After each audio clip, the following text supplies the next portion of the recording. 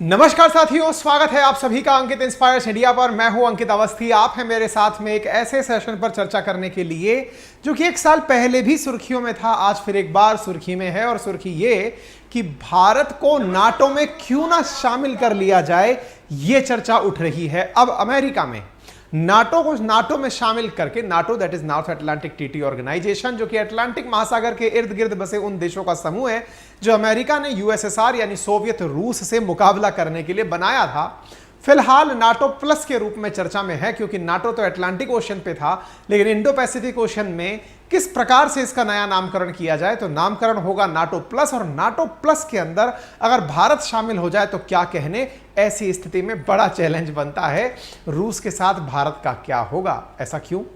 क्योंकि आप सभी जानते हैं कि जिस यूक्रेन और रशिया के वॉर के चलते आज दुनिया में जर्मनी जैसा देश मंदी का शिकार बन गया है, उसकी शुरुआत की असली वजह नाटो ही था। आज युद्ध का 458वां दिवस चल रहा है, लेकिन अगर आपको याद हो तो इसकी शुरुआत में 2021 का वो स्टेटमेंट जेलेंस्की का याद आता है जिस समय उन्होंने नाटो में जुड़ने की बात कही थी। Ukraine president says nation is ready to join NATO, यानी 2021 में इन्होंने इच्छा जाहिर की थी।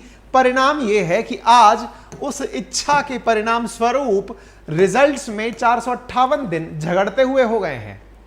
सवाल तो लाजमी है जनाब कि जब यह स्थिति केवल इच्छा जाहिर करने पर हो गई, आप तो यहां कह रहे हो कि इंडिया को शामिल करना चाहता है अमेरिका, तो फिर क्या होगा हमारा रूस के साथ? आज के सेशन में यही तो जानना है, और यह जानना जरूरी भी है क्योंकि पुतिन हेट्स नाटो। और क्यों ना करें, क्योंकि नाटो का गठन तो हुआ ही कोल्ड वॉर के अंदर सोवियत रूस के खिलाफ था। अमेरिका जो यूएसएसआर को चैलेंज करना चाहता था, साम्यवादी नीतियों के खिलाफ अपनी नीतियों को बढ़ावा देना चाहता था, उसने ही सोवियत रूस का विखंडन करके 15 नए देश बनवाए थे। क्यों पुतिन उसे एडमायर करेंगे? कभी संगठित रूप से रहने वाला सोवियत रूस वर्ष 90 में 15 देशों में टूट गया, उसके पीछे जो जिम्मेदार था वो अमेरिका था। तो स्वाभाविक है कि Putin will definitely hate NATO. अगर ऐसी स्थिति है तो ये खबर हमारे लिए बहुत मायने रखती है। कौन सी? China select committee on US House recommend making India part of NATO plus. खबर देखिए हर अखबार के अंदर, US Congress committee endorses India for NATO plus status in a bid to contain China. US select committee on CCP recommends India to be a part of NATO plus. America के अंदर एक committee बनी है जिसने कहा है कि अगर चाइना से लड़ना है तो भारत को नाटो प्लस में शामिल किया जाए। क्या है ये पूरी कहानी, विस्तार से समझेंगे, लेकिन उस कहानी में जो किरदार होंगे कि क्या भारत नाटो ज्वाइन करेगा या नहीं करेगा। भारत को नाटो ज्वाइन कराकर अमेरिका अपना कौन सा उल्लू सीधा करना चाहता है। क्या भारत रूस से किसी प्रकार की दुश्मनी मोल लेने की स्थिति में है? सारी बातें चर्चा में होंगी, लेकिन उससे पहले जरूरी बात यह है साथियों, कमेंट बॉक्स के अंदर एक लिंक पिन किया गया है, और वो लिंक है रोजगार से जुड़ा हुआ। क्योंकि साथियों एक प्लेटफॉर्म है जिसका नाम है कोडिंग इन्वेडर, जो कहता है कि यदि आपने इन लोगों के साथ में डेटा एनालिस्ट प्रोफेशन की तैयारी की, डेटा साइंस के अंदर 6.5 महीने का कोर्स इनके साथ पढ़ लिया, तो शायद आप भी उन लकी लोगों में से होंगे जिन्हें 10 से 12 लाख रुपए एवरेज सैलरी मिल रही है। साथियों ये प्लेटफॉर्म ऑनलाइन माध्यम से कोडिंग के कोर्सेज सिखाता है, प्रॉपर तरीके से डाटा एनालिस्ट प्रोफेशन के अंदर आपकी महारत दिलाता है, और तो और इनका मानना है कि दुनिया में 2023 में डाटा एनालिसिस के अंदर 1 लाख से अधिक रोजगार होंगे। ऐसी स्थिति में यदि आप आईटी प्रोफेशनल नहीं भी हैं, और ऑलरेडी अगर आप आईटी प्रोफेशन में हैं तो भी डेटा एनालिसिस सेक्टर में आप अगर आते हैं और इस प्लेटफॉर्म के थ्रू आप अपनी तैयारी करते हैं, तो आपको 93% चांसेस हैं कि आपका प्लेसमेंट हो, क्योंकि इनका इतिहास ऐसा रहा है। 300 से ज्यादा हायरिंग पार्टनर्स इस प्लेटफॉर्म के साथ जुड़े हुए हैं। 100% सेफ और सिक्योर ये अपने आप को क्लेम करते हैं। इनका कहना है कि ये हाई पेइंग जॉब आईटी में दिलाते हैं। अगर आपको टेक में और कोडिंग में कोई भी नॉलेज नहीं है तो भी ये आपको अपनी क्लासेस के माध्यम से प्रॉपर तरीके से टेक सिखा सकते हैं। टेक्नोलॉजी सिखाने के लिए ये आपको 30 से अधिक प्रोजेक्ट्स कराते हैं, 1500 से अधिक असाइनमेंट्स कराते हैं, और हर वीक 2 लाइव सेशन लेते हैं। इन सबको सीखने के बाद 100% जॉब गारंटी की पॉलिसी लगते हैं, जिसके तहत इनका मानना है कि इनके अभी तक 20,000 से अधिक बच्चे प्लेस हो चुके हैं। इनके अंदर एवरेज पैकेज 7.5 लाख रुपए प्रति एनम का पाया गया है। ये कुछ उदाहरण हैं जिन्होंने हाल ही में डेटा एनालिसिस के अंदर जॉब पाया है। चूंकि आज 27 तारीख है, इसलिए इनके द्वारा दिए जा रहे इस कोर्स पर AII 27 नाम से डिस्काउंट भी दिया जा रहा है। यानी यदि आप जाकर के इनके लिंक जो कि मैंने कमेंट बॉक्स और डिस्क्रिप्शन में दिया है वहां से अपने लिए कोर्स बुक करते हैं तो आपको 27% डिस्काउंट मिलेगा शुरुआती 250 विद्यार्थियों को।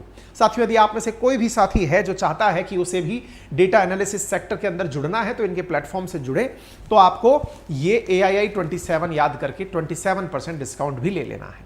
चलिए तो शुरू करते हैं पूरी कहानी विस्तार से। क्या है नाटो? जैसा मैंने आप सबसे कहा, द्वितीय विश्व युद्ध जब खत्म हुआ तो विश्व युद्ध के अंदर जीता कौन, इस बात को लेकर बहस छिड़ गई। बोले क्यों? क्योंकि युद्ध जीतने वालों में तो रशिया, अमेरिका, फ्रांस, ब्रिटेन ये सब एक साथ थे। हारने वालों में शामिल थे जर्मनी, जापान जैसे देश। ऐसी स्थिति में जीता कौन?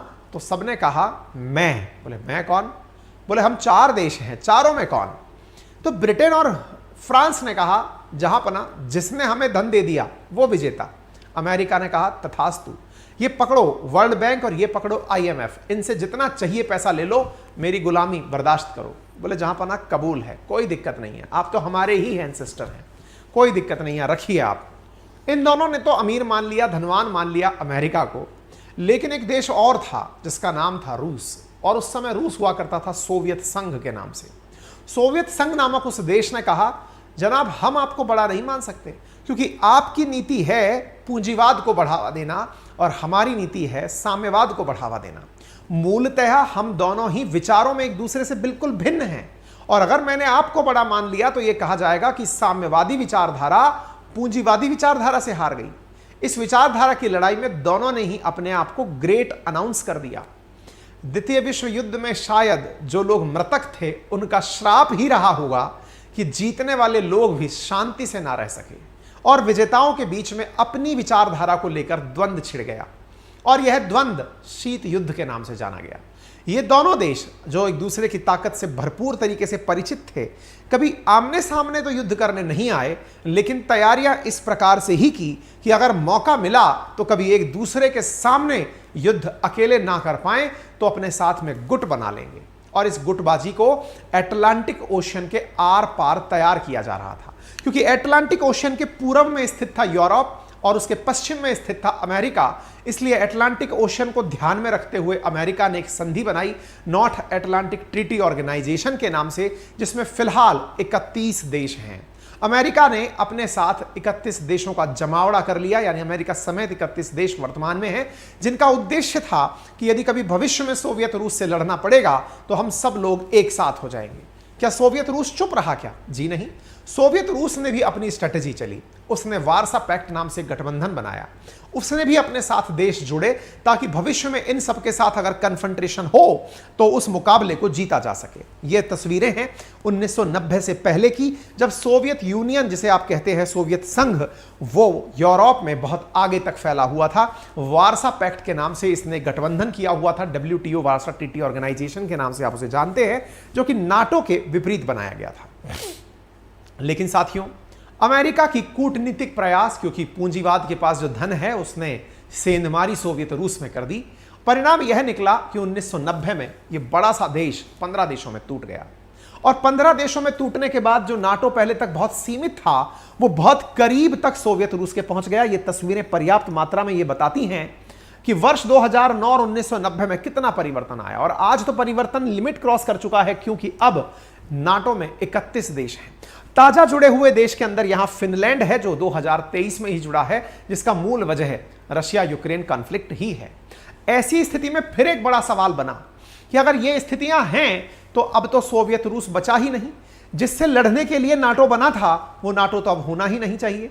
लेकिन जनाब, अब तुम लायक नहीं रहे तो क्या हुआ, हम अपना दुश्मन बदल लेंगे। परिणाम भी यही निकला। साथियों, अमेरिका ने सोवियत रूस से कहा कि अब तुम ना लड़ पाओगे हमारे साथ, अब हमारा झुंड बहुत बड़ा हो गया है, हमें अब दूसरा दुश्मन ढूंढना होगा, क्योंकि तुम तो अब टॉप 5 इकोनॉमीज में भी शामिल नहीं हो, छोड़ देते हैं तुम्हें, कोई दिक्कत नहीं है, दूसरा देश तलाशते हैं। दूसरा देश तलाशने निकले, क्योंकि दुनिया में कहा गया कि तरक्की का एक सबसे बड़ा तरीका है, और वो क्या है? अपने सामने कंपटीशन बहुत जरूरी है। किससे कंपटीशन चल रहा है, आपका पीयर ग्रुप क्या है, आप किससे लर्निंग ले रहे हैं और किसको सिखा रहे हैं, यह बहुत ज्यादा जरूरी है। और ऐसी स्थिति में इस पीयर कंपटीशन के लिए यहां पर दुश्मन बदला गया, बदल करके सोवियत रूस को तो रखा ही गया, एक और नया दुश्मन शामिल किया गया जिसका नाम चीन था। साथियों, ये चाइना नामक दुश्मन जो यहां पर विराजमान है, अब इसे नया टारगेट मिल गया। हालांकि ये पूरा अटलांटिक ओशन है जिसके इर्द गिर्द नाटो बना था। अब दुश्मन नंबर 2 चाइना हो चुका था, तो चाइना से निपटने के लिए फिर और लोग चाहिए थे। गठबंधन को बड़ा करने की लालसा जगी, अवधारणा का जन्म हुआ, नाम बना नाटो प्लस। कारण साफ था, क्योंकि नाटो अटलांटिक ओशन के इर्द गिर्द ही संभव था, इसलिए इंडो पैसिफिक क्षेत्र में चीन से टक्कर देने के लिए अवधारणा बनी नाटो प्लस की। जस्ट लाइक ओपेक से ओपेक प्लस, ऐसे ही नाटो से बना नाटो प्लस। नाटो प्लस में अमेरिका ने अपने साथ 5 देशों को जोड़ा, यानी कि जो देश ऑलरेडी हैं उनके साथ 5 और देश जोड़े गए। उन 5 देशों में शामिल थे ऑस्ट्रेलिया, न्यूजीलैंड, जापान, इजराइल और साउथ कोरिया। इन देशों को जोड़ा क्यों गया?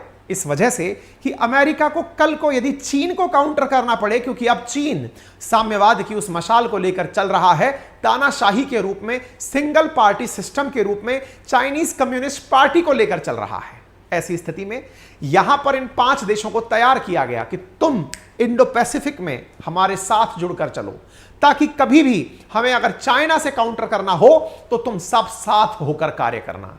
ऐसी स्थिति में आज की न्यूज बड़ी मायने रखती है, क्योंकि नाटो प्लस में अब एक नई एंट्री की चर्चा है और उसका नाम है इंडिया। चर्चा क्यों है? क्योंकि साथियों, आज से 1 साल पूर्व जब यूक्रेन रशिया वॉर शुरू हुआ, उसके बाद से एक चर्चा होना शुरू हुई और वो ये थी कि रशिया का समर्थन अगर चीन ने किया, और चीन ने भी बिल्कुल वैसे ही जैसे रूस ने यूक्रेन पर आक्रमण किया, अगर चीन ने वैसे ही ताइवान पर अटैक किया, तो चाइना को रोकने के लिए हमें नाटो प्लस की जरूरत पड़ेगी। 2022 की यह सुर्खी काफी खास है, जिस समय कांग्रेसमैन जिसका नाम रोहित खन्ना है अमेरिका में, उन्होंने कहा कि नाटो प्लस में भारत को शामिल किया जाना चाहिए। तभी तो आज की यह सुर्खी बन जाती है। यूएस की एक सेलेक्ट कमेटी, एक विशेष कमेटी, एक प्रवर समिति, जो कि चाइनीज कम्युनिस्ट पार्टी से कैसे निपटा जाए इसके बारे में अपनी स्ट्रेटजी साझा कर रही थी सरकार से, जिसके अंदर मेरे प्यारे साथियों इतने सारे सांसद थे, बाई पार्टीशन यानी दोनों पार्टी के सांसद जिनमें शामिल थे, उन लोगों ने मिलकर के अपनी सरकार को एक पत्र सौंपा है और कहा है कि अगर चीन से लड़ना है तो इंडो पैसिफिक में इंडिया को साथ लेना होगा, इंडिया को साथ लेना होगा और इंडिया को नाटो प्लस का मेंबर बनाना होगा। कारण साफ है, क्योंकि सेलेक्ट कमेटी चाहती है कि अगर ताइवान के मुद्दे पर चीन को काउंटर करने अगर अमेरिका गया तो अमेरिका बिना इंडिया के कुछ नहीं कर पाएगा। इसी वजह से इन्होंने अपनी सलाह में कहा है कि इंडिया को हमारे साथ शामिल करने का अमेरिका को प्रयास करना चाहिए। साथियों, आप सभी को ज्ञात हो, आज ही की खबर है कि जापान और नाटो एक दूसरे के साथ में चाइना और रशिया को काउंटर करने के लिए एक नया लेवल रीच कर रहे हैं। ताइवान का कहना है कि उसके पास चीन के जहाज आकर खड़े हो रहे हैं। चाइना अपने द्वारा पूरी कोशिश कर रहा है कि एक बार दुनिया का ध्यान रशिया यूक्रेन से हटे, फिर मैं ताइवान पर अपनी चढ़ाई कर दूं। दुनिया ने एस्टीमेट लगा रखा है कि यदि ताइवान पर चाइना ने हमला किया तो दुनिया को $1 ट्रिलियन का नुकसान होगा। ऐसी स्थिति में यूनाइटेड स्टेट को चाहिए कि वो नाटो का एक्सपेंशन इंडो पैसिफिक में इंडिया को शामिल करके नाटो प्लस में करे। आपको तो ज्ञात तो होगा, ताइवान के चलते यूएस और चाइना एक दूसरे के 20 फीट तक की दूरी पर आ चुके थे। एक स्थिति ऐसी बनी थी आज से 4 महीने पहले, जब इन दोनों के बीच में कॉन्फ्लिक्ट एक्सट्रीम तक चल गया था। 1 महीने पहले भी ऐसी स्थिति बनी थी जब नाटो ने भारत को अपने साथ जुड़ने का ऑफर दिया था। खबरें साफ थी कि भारत से क्लोज डोर मीटिंग चल रही है नाटो की, कि कृपया करके आप इंडिया वालों नाटो के साथ जुड़ जाओ। अब बड़ा बात यह है कि क्या इंडिया नाटो में जुड़ेगा? देखिए, इंडिया गुटनिरपेक्ष नीति का धारक रहा है, हमेशा से सबको साध के चलने वाला रहा है। लेकिन स्थितियां यदि बिगड़ती गई, क्योंकि चाइना को हम अपने दुश्मन के रूप में झेल नहीं पाएंगे, और ऐसी स्थिति में अगर रूस और चीन के बीच में मित्रता बहुत ज्यादा बढ़ती है तो इंडिया को उसे काउंटर करने के लिए शायद ऐसा कोई समझौता करना पड़ जाए। हालांकि इसके बारे में अभी कहना जल्दबाजी होगी, लेकिन इस बात से इनकार तो नहीं किया जा सकता। चाइना ऑलरेडी नाटो को धमका चुका है कि आप लोग इंडो पैसिफिक में नाटो का क्या करेंगे। नाटो तो नॉर्थ अटलांटिक ट्रीटी ऑर्गेनाइजेशन है, यहां पर क्यों प्रसार कर रहे हैं, इंडिया को क्यों लपेट रहे हैं। पुतिन भी इस मामले में खफा है और पहले भी यहां के जो सर्गे लेवरोव हैं वो कह चुके हैं, उनका तो कहना रहा ही है कि इंडिया को ये एंटी चाइना और एंटी रशिया ग्रुप में शामिल करने का प्रयास कर रहे हैं।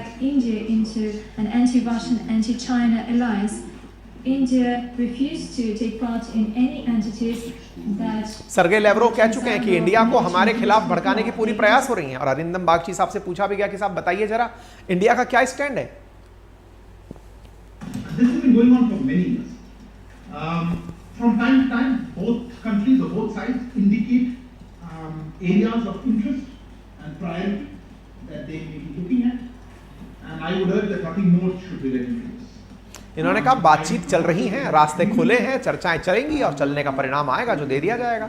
कुल मिलाकर बात यह है जनाब, अगर रशिया वालों को ज़्यादा समझदारी दिखती है कि वो पाकिस्तान को सस्ता तेल भेज देंगे, सस्ता गेहूं भेज देंगे, अगर वो उनकी कूटनीति है तो हमें भी इस प्रकार की खबरों को कई बार कवर कर लेना चाहिए। यह हमारी कूटनीति है।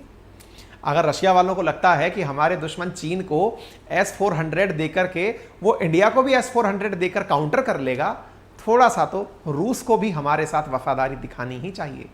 हम मित्र हैं लेकिन मुफ्त के नहीं, पैसा दे के सामान लिया है जनाब, कर्जदार नहीं है आपके, हर चीज़ का पैसा चुकाया है। और अगर ऐसी स्थिति है तो भारत को भी चाहिए कि वो अपना स्टैंड दृढ़ता से रखे। रूस के साथ मित्रता खैरात में नहीं मिली है।